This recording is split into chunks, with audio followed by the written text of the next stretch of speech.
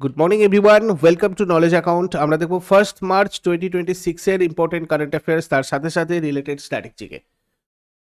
আজকে প্রথম প্রশ্ন, 2025-26 রঞ্জি ট্রফি ফাইনালে জম্মু ও কাশ্মীর কোন দলকে হারিয়ে চ্যাম্পিয়ন হয়েছে? কর্ণাটককে হারিয়ে জম্মু ও কাশ্মীর রঞ্জি ট্রফি ফাইনালে চ্যাম্পিয়ন হয়েছে। ফাইনালে 8বার চ্যাম্পিয়ন কর্ণাটককে হারিয়ে প্রথমবারের মতো শিরোপা জিতেছে জম্মু কাশ্মীর। কর্ণাটকের হুব্বলির KSCA ক্রিকেট স্টেডিয়ামে এই ফাইনাল অনুষ্ঠিত হয়। 1959 সালে প্রথমবার রঞ্জি ট্রফিতে খেলার সুযোগ পায় জম্মু কাশ্মীর ক্রিকেট দল। 67 বছর পর প্রথমবার তারা দেশের ঘরোয়া ক্রিকেট সেরা টুর্নামেন্ট জিতেছে। রঞ্জি ট্রফি হচ্ছে ভারতের ঘরোয়া ক্রিকেট প্রতিযোগিতার সর্বোচ্চ আসর, যেটা 1934 সাল থেকে BCCI দ্বারা আয়োজিত হয়। এটা একটা প্রথম শ্রেণীর ক্রিকেট টুর্নামেন্ট, যেটা কুমার শ্রী রঞ্জিত সিংজির নামে নামকরণ করা হয়েছে। মুম্বাই সব থেকে সফল দল, এখনো পর্যন্ত 42টা শিরোপা পেয়েছে। রাজ্যের ক্রিকেট অ্যাসোসিয়েশন এবং কেন্দ্রশাসিত অঞ্চলগুলোর দলগুলো রাউন্ড রবিন এবং নকআউট ফরম্যাটে খেলে। এরপরে ভারত সরকার কোন কেন্দ্রশাসিত অঞ্চলে প্রথম CBDC ভিত্তিক খাদ্য ভর্তুকি পাইলট প্রজেক্ট স্টার্ট করেছে? পুদুচেরিতে। ভারত সরকার পুদুচেরিতে প্রধানমন্ত্রী গরিব কল্যাণ অন্ন যোজনার অধীনে ডিজিটাল রুপি বা CBDC ব্যবহার করে খাদ্য ভর্তুকি দেওয়ার পাইলট প্রজেক্ট শুরু করেছে। এই ভর্তুকির টাকা ডিজিটাল ওয়ালেটে প্রোগ্রামেবল টোকেন হিসাবে জমা হবে। এর অর্থ হচ্ছে এই টাকা কেবলমাত্র অনুমোদিত রেশন দোকান থেকেই খাদ্যশস্য কেনার জন্য ব্যবহার করা যাবে। অন্য কোনো কাজে এই টাকা খরচ করা সম্ভব নয়। এর ফলে সরকারি অর্থের অপচয় বা তছরূপ পুরোপুরি বন্ধ হবে এবং সরাসরি প্রকৃত সুবিধাভোগীর কাছে সাহায্য পৌঁছাবে। এই প্রকল্পটা পুদুচেরি সরকার, reserve bank of India, public financial management system এবং কানাড়া ব্যাংকের সহযোগিতায় বাস্তবায়িত হচ্ছে। দেখো, CBDC হচ্ছে দেশের আমাদের কেন্দ্রীয় ব্যাংক, যেটা RBI, এই RBI দ্বারা ইস্যু করা একটা ডিজিটাল কারেন্সি। এটা ফিজিক্যাল ক্যাশ বা কাগজের নোটের মতোই বৈধ, লিগাল টেন্ডার। UPI বনাম CBDC যদি আমরা দেখি, ইউপিআইয়ের সাথে CBDCর কী জায়গাটা রয়েছে।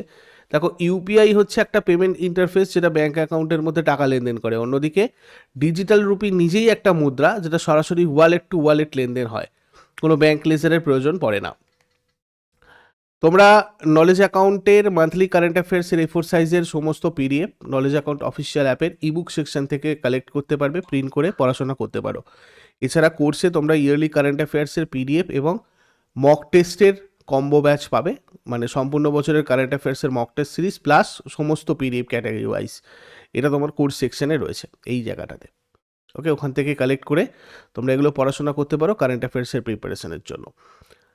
এছাড়া অন্যান্য টেস্ট সিরিজও রয়েছে নলেজ অ্যাকাউন্ট অফিসিয়াল অ্যাপের টেস্ট সিরিজে। তোমরা চাইলে ওগুলোতেও এনরোল করে তোমাদের প্রয়োজন মতো সেন্ট্রাল এবং স্টেট গভর্নমেন্টের বিভিন্ন পরীক্ষার জন্য টেস্ট সিরিজ, আর তাছাড়া এই সমস্ত ব্যাচেস কোর্স সেকশনে রয়েছে।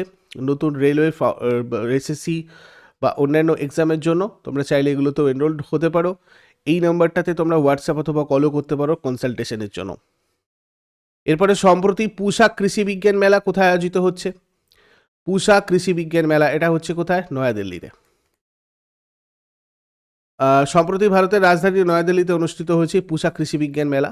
এই মেলাটা পরিচালনা করে ইন্ডিয়ান এগ্রিকালচারাল রিসার্চ ইনস্টিটিউট বা ভারতীয় কৃষি গবেষণা institute.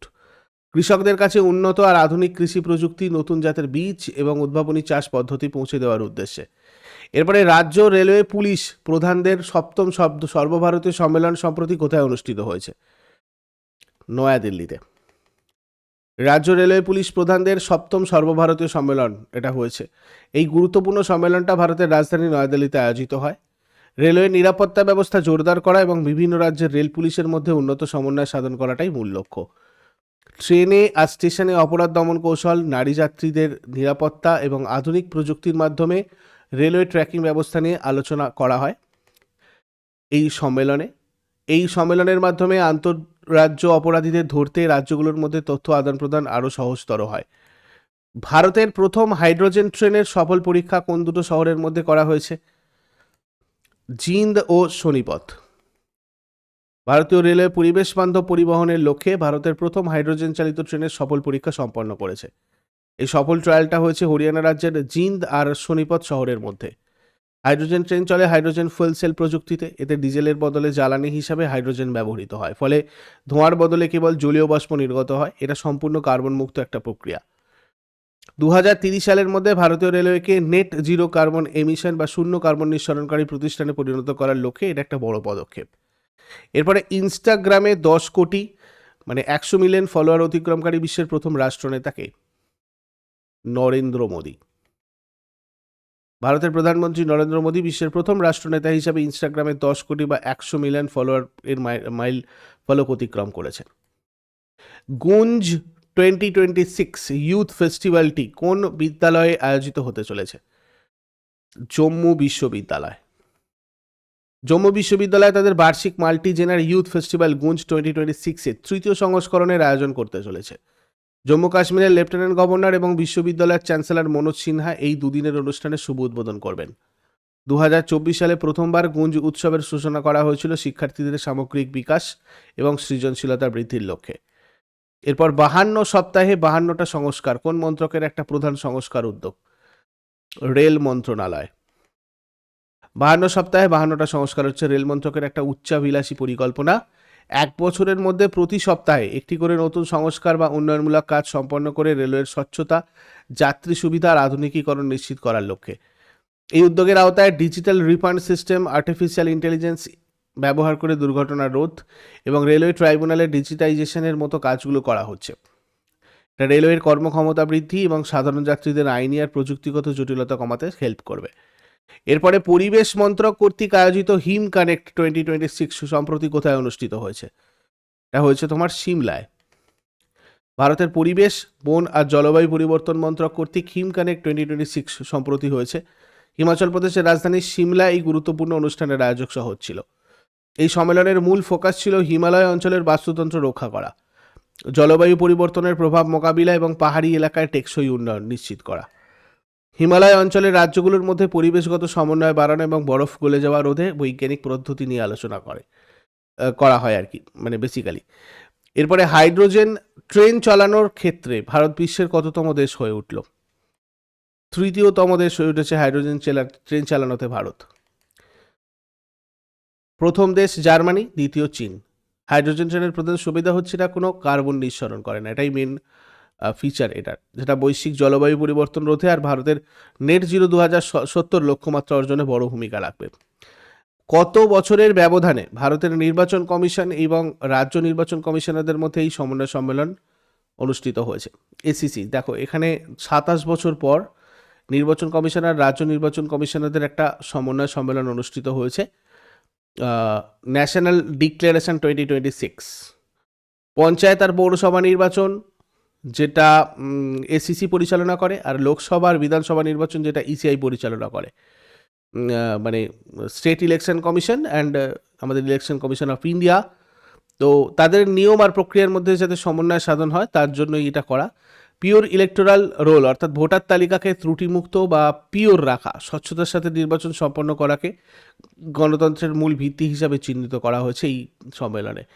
A confluence of democracies শিরোনামে একটা বই প্রকাশ করা হয়েছে, যেখানে দিল্লি ডিক্লারেশন 2026-এর নথিগুলো রয়েছে। এবার আগের দিনের হোমওয়ার্কগুলো দেখে নাও। কোন ধারায় 6 থেকে 14 বছর বয়সী শিশুদের শিক্ষার অধিকার দেওয়া হয়েছে? এটার উত্তর হয়ে যাবে 21A। হাইকোর্ট কত নম্বর ধারা অনুযায়ী লেখো জারি করতে পারে? 226 নম্বর ধারা। আজকে তোমাদের জন্য প্রশ্ন থাকবে, আর্জেন্টিনার পার্লামেন্টের নাম কি? নির্বাচন কমিশনের কথা সংবিধানের কোন ধারায় উল্লেখিত আছে? এগুলো শেষকালে কমেন্টে জানাও। চট করে আগের দিনেরগুলো কুইক রিভাইজ করে নেবো। যারা যারা লাইভে রয়েছে অ্যান্সার করার চেষ্টা করো। 28 ফেব্রুয়ারি 2026-এর কোয়েশ্চেন্স আমাদের কী ছিল? 2026 সালে বজ্রপ্রহার মহড়ার 16তম সংস্করণ কোথায় আয়োজিত হচ্ছে? হিমাচল প্রদেশের পাকলৌতে। 2026 সালে ভারত কোন প্রতিবেশী দেশের সাথে বন্যপ্রাণী আর পরিবেশ সংরক্ষণের সমঝোতা স্মারক স্বাক্ষর করেছে? নেপাল। 2026-27 বাজেটে নিম্নলিখিত কোন গন্তব্যগুলিকে অভিজ্ঞতামূলক সাংস্কৃতিক গন্তব্য হিসেবে উন্নয়নের জন্য চিহ্নিত করা হয়েছে? 1, 2 এবং 4, অর্থাৎ লোথাল, ধোলাভিরা আর রাখিগড়ি। 2025 সালের ASQ অ্যাওয়ার্ডে বেস্ট এয়ারপোর্ট অ্যাট অ্যারাইভালস বিভাগে টানা দ্বিতীয়বার জয়ী হয়েছেন কোন বিমানবন্দর? বেঙ্গালুরু বিমানবন্দর।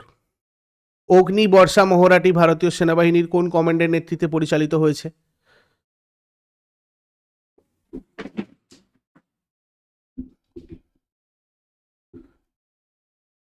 Southern command.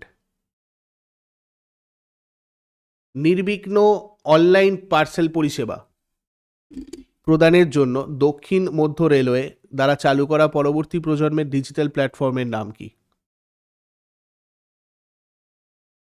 Rail parcel app.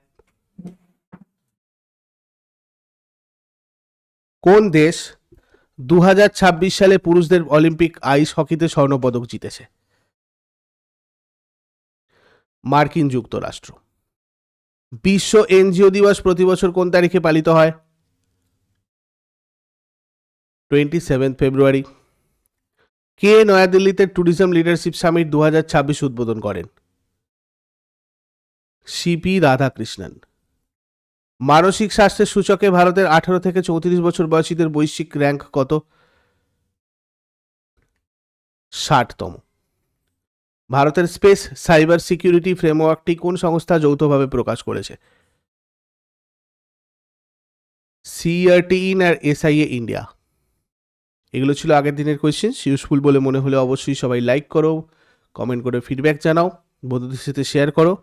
আর যারা প্রতিদিন সকাল 6টার সময় ডেলি কারেন্ট অ্যাফেয়ার্সের আপডেট পেতে চাও, নলেজ অ্যাকাউন্টকে সাবস্ক্রাইব করে বেল আইকন প্রেস করে অলে ক্লিক করে রাখো। Thank you so much. Take care. Have a great day.